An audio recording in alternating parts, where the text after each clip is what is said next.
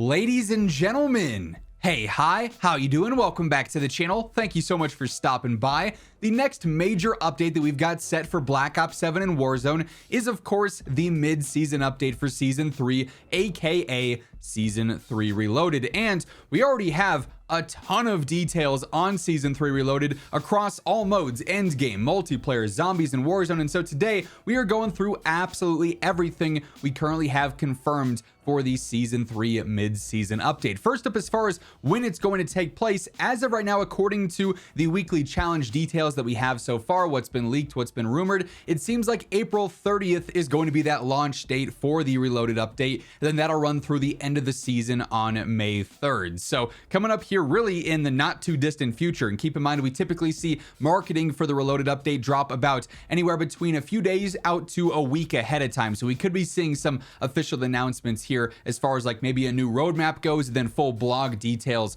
pretty soon. So we'll have to keep an eye out on that. Of course, as we get any more official information on the update itself, I'll be keeping you guys in the know for everything going on. So be sure to hit that subscribe button to stay informed. And if you guys enjoy the video as we go through all the update details, a like rating would be seriously appreciated as well.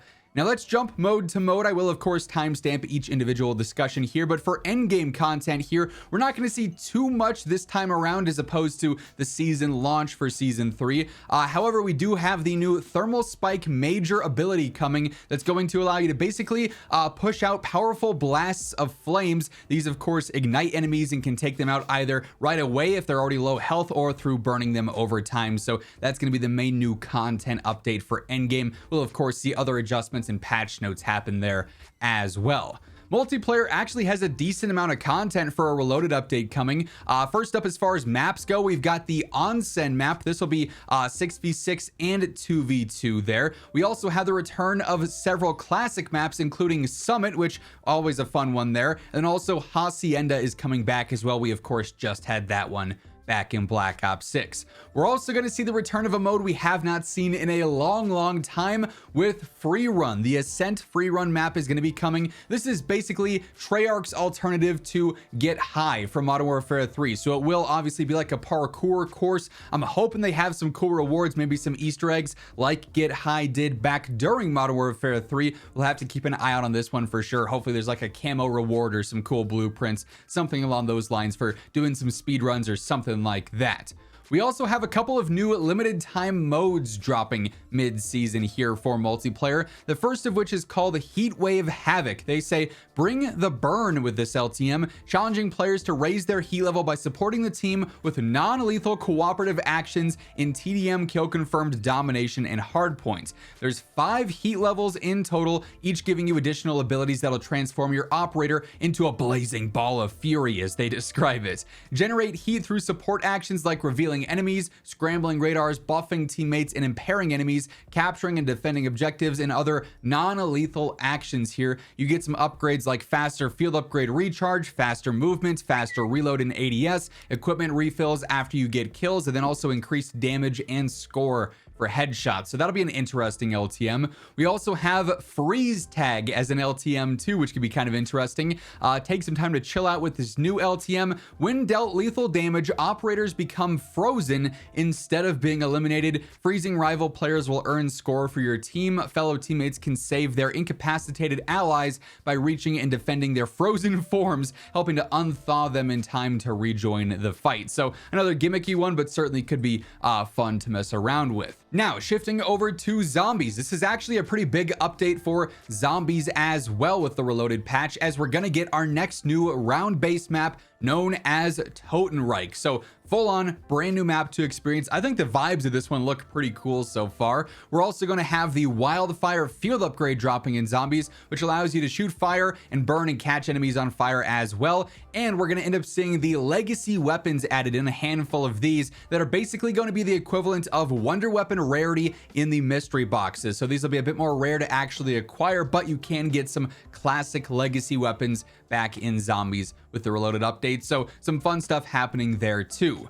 We then shift over to Warzone, and there's a lot of specific things happening in Warzone with Season 3 Reloaded. First up, we do have the Hot Pursuit LTM for Blackout, or for Black Ops Royale, rather. If you recall, if you played Blackout back in the day, Hot Pursuit, I think, was one of the best LTMs we ever had. This is essentially a cops and robbers style LTM. Your squad continued to respawn so long as you have a player alive, so there is kind of like the resurgence element to it, and it's that cops versus robbers dynamic. I think this one will be a lot of fun for Black Ops Royale. We're also going to see Prop Hunt Royale debut, which is 48 players on a rebirth, and I mean, it's pretty self-explanatory. It's Prop Hunt just like what we have over in multiplayer, except it's going to be on rebirth with that larger player count, so that'll be a little bit more chaotic as well.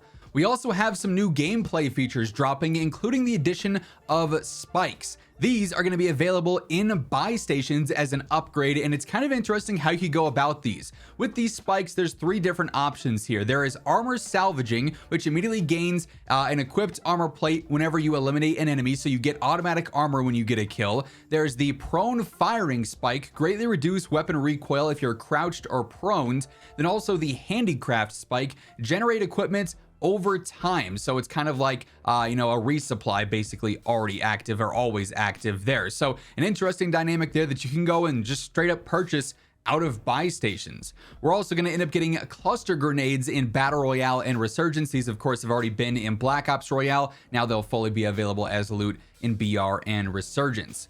We then have plenty of global updates happening as well, so content that's available across multiplayer, zombies, Warzone, and Endgame alike. Starting first here with the new weapons. We've got 2 new actual weapons dropping with Season 3 Reloaded, including the Siren. This is going to be a special weapon. This is a charged energy weapon, fires a high damage, slow moving projectile that passes through foes. You can also charge to improve the overall velocity. I would imagine this one is going to be a bit more gimmicky, not actually super competitive in the general meta, but who knows? They also might break it in some capacity so it just one-shots and it's super easy to use or something. You never know. We're also going to end up seeing the Katana as well. Now this one of course is a bit more self-explanatory. It's just another new melee blueprint there basically, but another new melee option nonetheless. We also have several new aftermarket parts or ammo mods, different conversions dropping throughout Season 3 Reloaded. Some of these will be available right at launch, others throughout some of the other later weekly challenge rewards,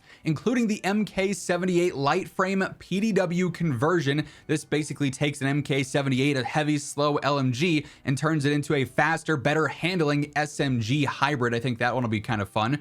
We've got the Warden 308 Badlands pistol, which does take the Warden and turns it into basically a heavy revolver. That one can be kind of crazy. We've got the Carbon 57 Fabricator mag. This is essentially printing endless ammo in your Carbon 57. Whenever you're not shooting, it's printing more and more ammo. And then we've got the Raiden 45K Apex Sweeper rig, which is a actual firing mod for the Raiden 45K, where it ends up being a multi-shot weapon. So it fires more than one bullet at a time, but it is semi-auto, so a little bit more interesting there as well. And then of course Season 3 Reloaded is also going to include several new events throughout the remainder of the season. On a week-to-week basis we'll see some of those dropping, but no exact specifics yet on those. We'll have to wait for the full Season 3 Reloaded blog. But in general, I mean, for a mid-season update, there's actually a good bit of content dropping across the board, and this is just the content coming with the update. We're of course going to see plenty of gameplay adjustments, bug fixes, weapon balancing updates,